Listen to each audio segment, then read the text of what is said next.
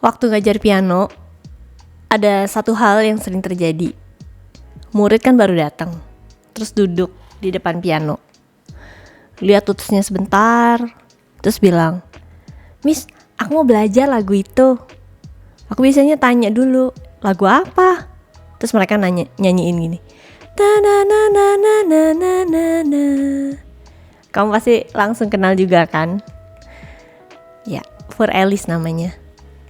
Lucunya, bahkan orang yang gak pernah belajar piano pun biasanya tahu lagu ini.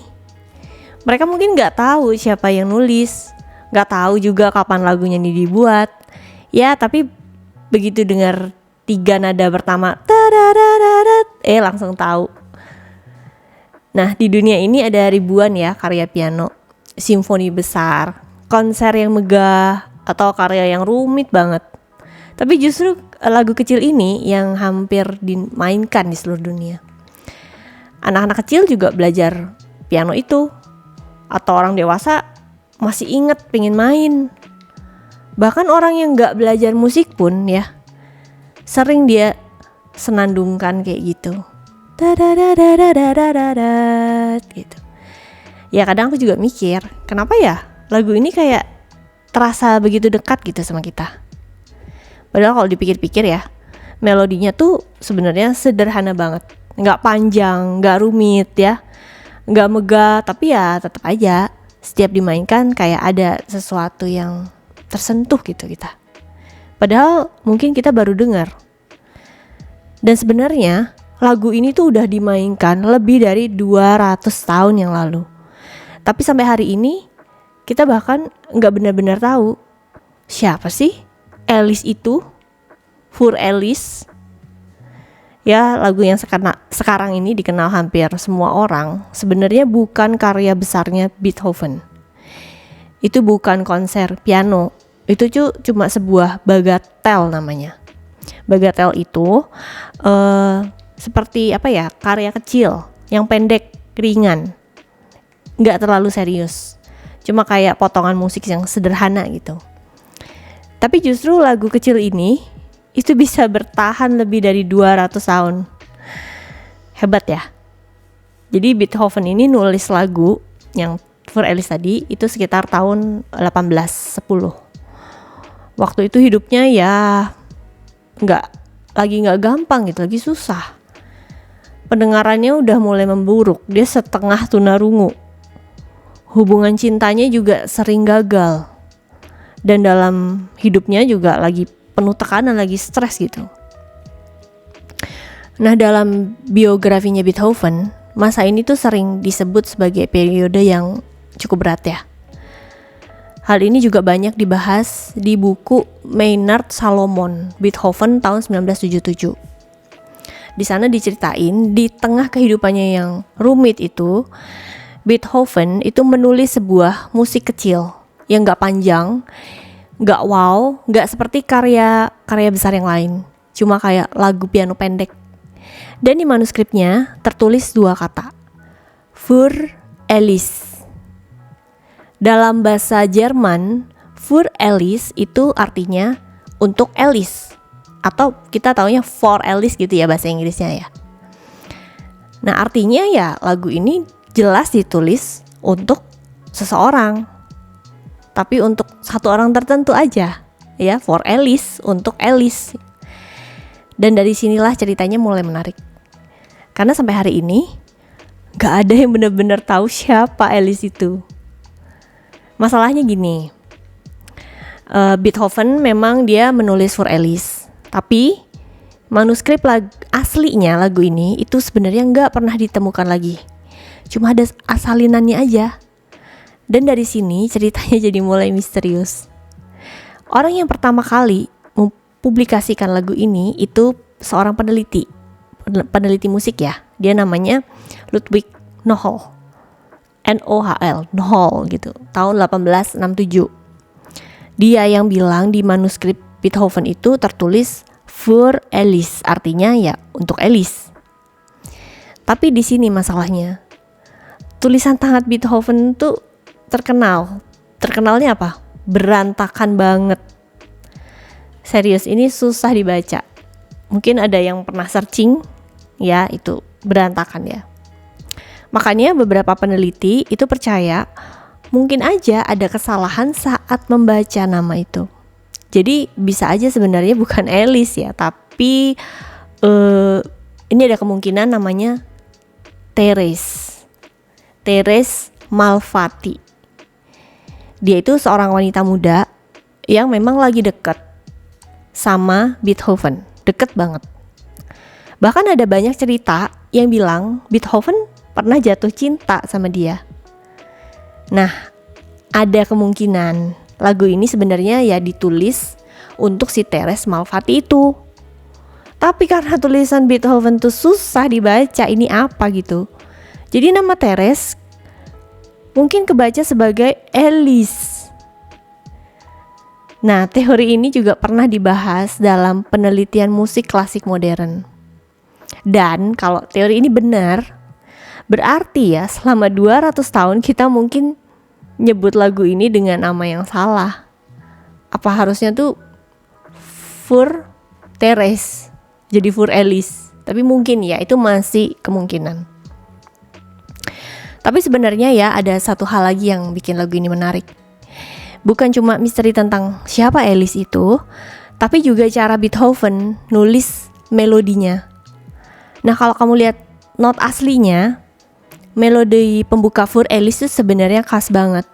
Nadanya itu bergerak kayak dari E, D crash, E, D crash, E, naik turun gitu ya. Gerakannya tuh kecil, cuma kayak turun setengah not aja. Kalau di piano itu tinggal naik yang hitam gitu, nggak ngelompat jauh.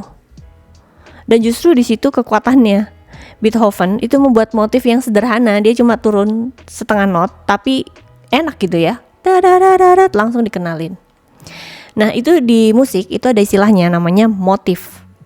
Motif itu potongan melodi pendek yang punya karakter sangat kuat. Dan lagu Für Alice ini punya salah satu motif yang paling terkenal dalam sejarah piano. Makanya sering terjadi hal lucu nih di kelas piano. Kadang ada murid baru yang bahkan belum bisa baca not, tapi waktu aku mainan 3 nada pertama aja mereka langsung bilang, Miss itu Für Alice ya? Udah tahu mereka, padahal lagunya bahkan belum benar-benar mulai ya. Jadi di situ kekuatan melodi yang ditulis tuh sangat tepat. Nah, penjelasan tentang bagaimana otak manusia mengenali pola melodi juga pernah dibahas sama Daniel J. Levitin ya. Dia bilang di This Is Your Brain on Music tahun 2006. Dia menjelaskan bahwa otak manusia sangat cepat mengenali pola nada yang unik. Jadi begitu pola itu kedengaran lagi, otak jadi tahu gitu. Dia kayak bilang, ini aku ngerti nih gitu. Dan mungkin tuh juga yang terjadi sama Für Alice. Jadi Beethoven menulis beberapa nada kecil, tapi cukup untuk membuat sebuah lagu dikenal seluruh dunia. Terus kalau diperhatiin lebih dekat, Für Alice itu sebenarnya punya bentuk musik yang menarik. Lagu ini pakai bentuk yang disebut rondo. Artinya gini, bukan rondo ya, ini bacanya rondo.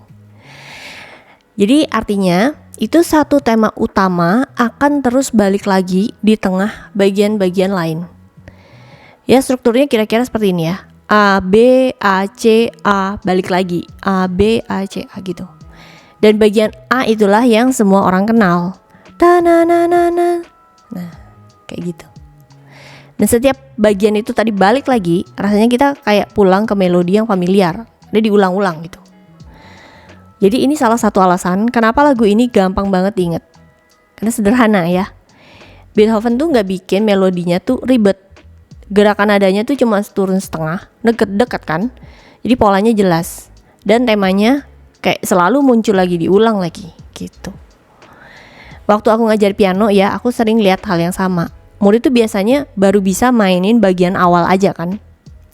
Tapi mereka langsung kayak ngerasa udah bisa mainin seluruh lagunya gitu. Padahal itu kan baru tema utama ya. Tapi karena tema itu muncul lagi, terulang di dalam lagu, itu rasanya kayak sesuatu yang udah lama kita kenal. Ya ini contoh sederhananya gimana struktur musik bisa bikin lagu langsung nempel di kepala kita. Terus menariknya lagi ya, walaupun For Alice cuma sebuah bagatel kecil, kayak lagu pendek tadi, tapi struktur musiknya tetap rapi banget. Ya hal ini sering dibahas dalam analisis karya-karya Beethoven.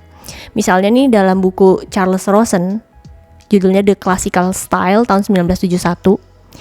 Ya di situ ada satu fakta tentang For Alice yang orang-orang nih gak banyak yang tahu gitu ya. Ternyata lagu ini tuh punya 2 versi. Nah versi pertama itu ditulis sekitar tahun 1810. Itu versinya yang biasa kita kenal sekarang ya. Tapi beberapa waktu kemudian sekitar tahun 1822 Beethoven itu ternyata sempat juga dia merevisi lagu ini. Artinya dia kembali ngelihat komposisi itu tadi, terus aku edit gitu, dirubah sama dia. Ya perubahannya nggak terlalu besar sih, tapi cukup menarik. Beberapa bagian iringannya berubah, terus struktur tengahnya juga sedikit beda gitu ya. Hal seperti ini sebenarnya ya cukup sering terjadi dalam karya-karya Beethoven gitu. Dia tuh tipe komposer yang sering kembali ke karya lamanya. Terus kadang dia lihat, aku ubah aja deh gitu, direvisi sama dia. Atau dia rubah bagian tertentu gitu ya. Kadang malah ditulis ulang gitu. Makanya dalam dunia musik klasik ya, nggak jarang satu karya punya beberapa versi gitu. Betul kan? Mungkin yang suka main lagu klasik-klasik ini tahu juga gitu. Hal ini juga pernah dibahas ya dalam penelitian karya Beethoven oleh Barry Cooper. Judulnya Beethoven. Dari Oxford University Press gitu. Nah yang menarik, walaupun Beethoven sempat ngerevisi lagu ini, versi yang paling terkenal sekarang tetap yang awal ya. Nah itu yang biasanya kita sering dengar, ya yang awal versinya. Yaitu yang dunia sekarang tahu ya versi yang itu. Tapi itu membawa kita ke cerita yang cukup aneh. Karena sebenarnya gini, For Alice tuh gak pernah dipublikasikan saat Beethoven masih hidup. Beethoven tuh kan meninggal tahun 1827. Tapi lagu ini baru muncul ke publik kapan? 40 tahun kemudian setelah dia meninggal, yaitu tahun 1867. Jadi menariknya setelah lagu ini akhirnya dipublikasikan, For Alice tuh pelan-pelan mulai punya hidupnya sendiri. Yang awalnya dia tuh sebuah karya kecil yang bagatel tadi, dia bukan simfoni besar, bukan karya yang dari awal tuh ditaruh ini mau dibuat konser gede gitu ya, panggung besar, enggak. Kecil, tapi makin lama ini udah jalan kemana-mana.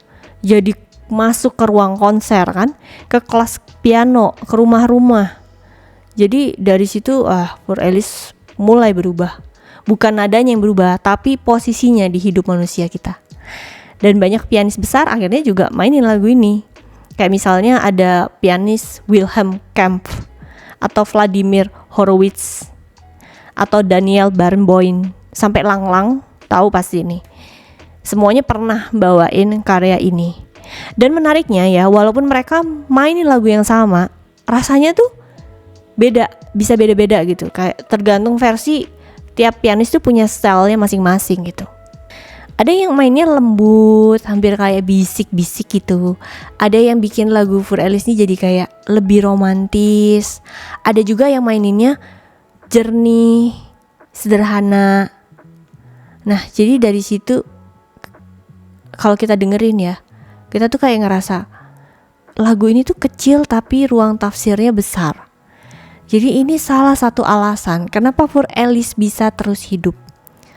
Karena lagu ini ngasih ruang buat tiap pemain bawa ciri khasnya mereka masing-masing, bawa rasanya mereka sendiri. Hal ini juga sering kelihatan di cara lagu ini hidup di tempat yang berbeda-beda. Misalnya di Eropa ya, For Alice ini sering dianggap sebagai karya kecil Beethoven yang intim, kayak surat pendek, kenangan pribadinya dia ya, cerita pribadinya Beethoven itu. Tapi banyak di negara Asia misalnya, lagu ini tuh justru hidup sebagai gerbang masuk ke dunia piano klasik. Karena banyak anak pertama kali kenal Beethoven bukan dari simfoninya, bukan dari sonata yang berat, tapi dari For Alice. Di Jepang gitu, di Korea juga banyak, di Indonesia juga sama. Jadi waktu aku ngajar piano ya, aku sering lihat sendiri banyak murid belum tahu Moonlight Sonata, belum tahu Pathetic, tapi mereka taunya apa? Na na na na na na na na na. Fur Ellis itu yang mereka tahu. Jadi kalau di Eropa lagu ini berasa kayak karya intimnya Beethoven, di Asia seringkali lagu ini terasa pintu masuk ke dunia klasik itu. Pintu pertama, lagu pertama yang bikin orang bilang, oh ternyata piano klasik itu indah ya gitu. Dan perjalanan lagu itu gak berhenti di situ ya. Masuk abad ke-20, Fur Ellis tuh mulai lepas dari dunia konser. Melodinya udah masuk ke film-film, masuk ke iklan, kotak musik yang kecil-kecil tuh kadang kalau kita buka yang pasti deh lagu itu gitu.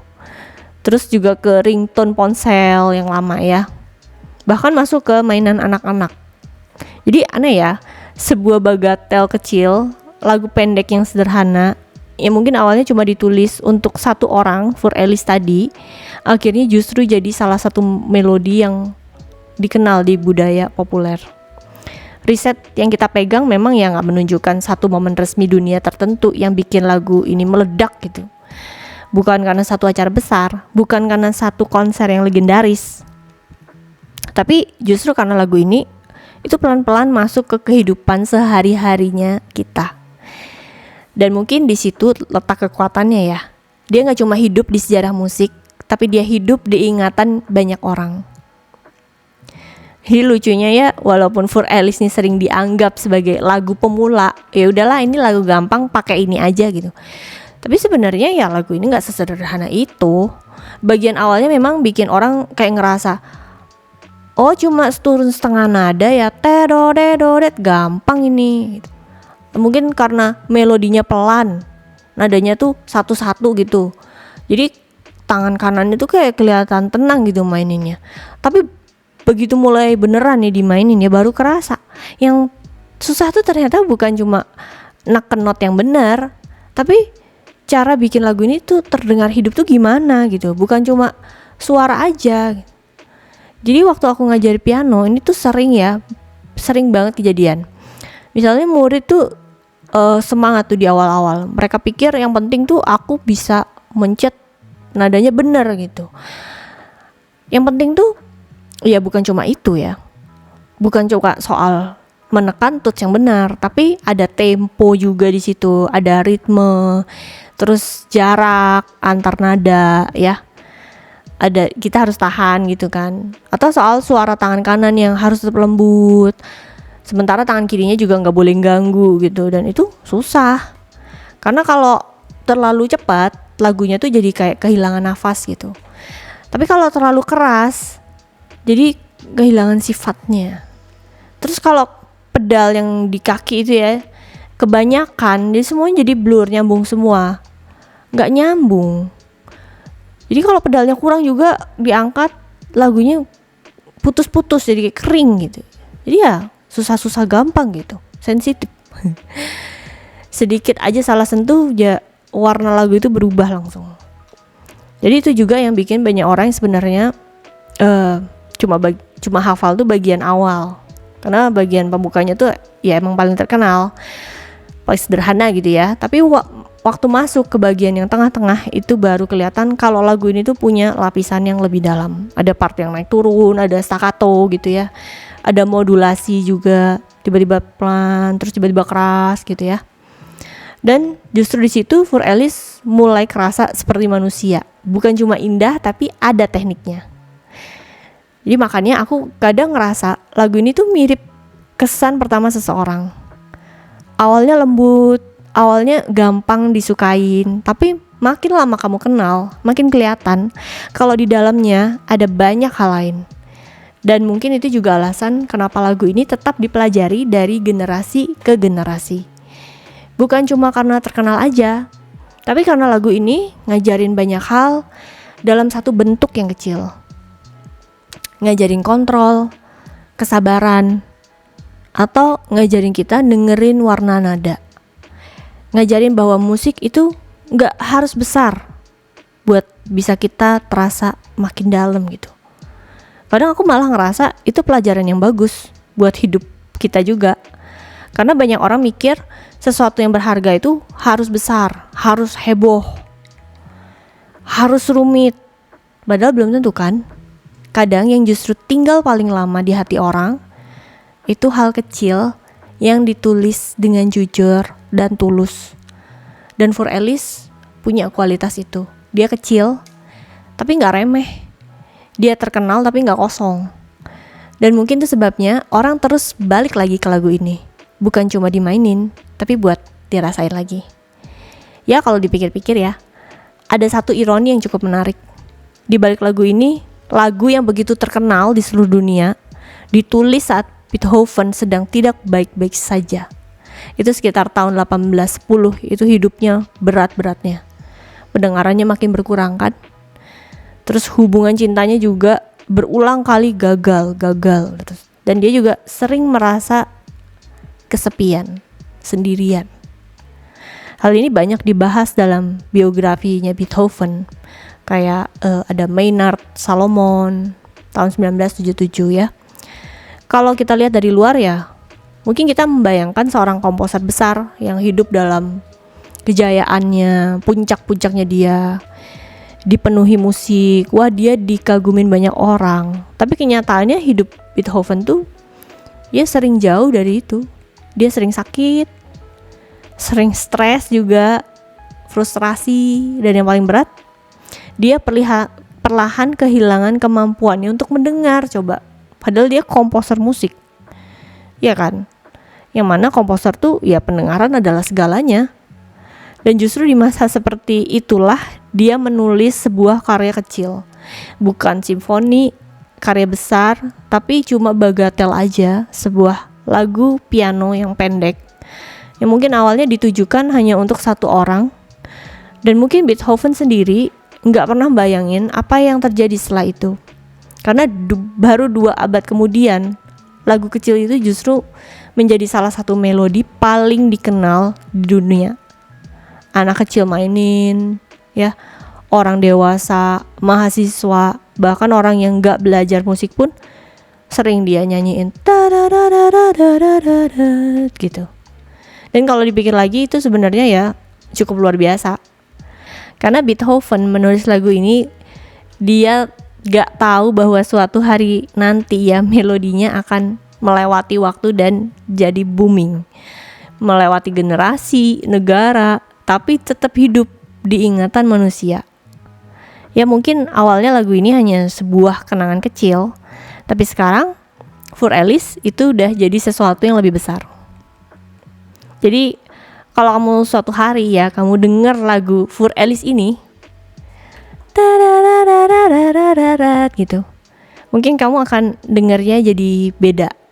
Bukan cuma sebagai lagu piano yang sering muncul di mana-mana, bukan cuma sebagai lagu yang sering dipakai murid piano buat latihan, tapi sebagai sebuah cerita kecil yang sudah jalan lebih dari 200 tahun yang lalu. Sebuah lagu yang mungkin awalnya hanya ditulis untuk satu orang. Seseorang yang bahkan sampai hari ini kita gak tahu, kita gak benar-benar kenal. Tapi entah gimana, melodi kecil itu justru menemukan jalannya sendiri. Keluar dari ruang kerja Beethoven, masuk ke ruang konser, masuk ke kelas piano, masuk ke rumah orang-orang di seluruh dunia. Akhirnya masuk ke banyak memori orang-orang. Ya itu mungkin hal yang paling menarik dari musik. Kadang yang bertahan paling lama bukan karya yang paling besar, bukan yang paling rumit, tapi yang paling jujur. Cuma beberapa nada aja, tapi cukup untuk berjalan melewati waktu, melewati generasi, dan tetap terasa dekat dengan manusia. Dan mungkin disitulah kekuatan Fur Ellis. Lagu kecil yang ditulis 2 abad yang lalu, tapi sampai hari ini masih bisa bikin orang berhenti sebentar dan mendengarkan.